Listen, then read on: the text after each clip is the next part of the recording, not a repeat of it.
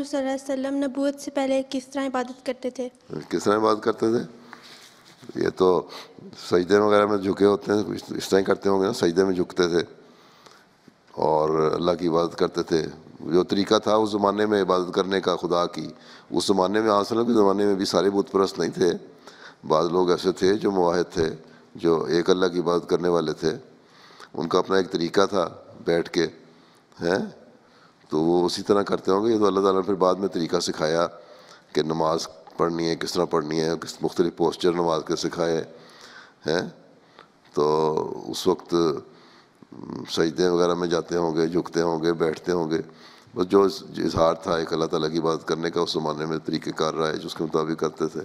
اور بھی لوگ تھے موحد جو عبادت کیا کرتے تھے، بتوں کے آگے بیٹھ کے یوں سجدے تو سود بھی کرتے تھے نا لوگ بتوں کو، یا ہاتھ میں دعائیں کرتے تھے، اس کے بجائے اللہ کے آگے جھکتے تھے۔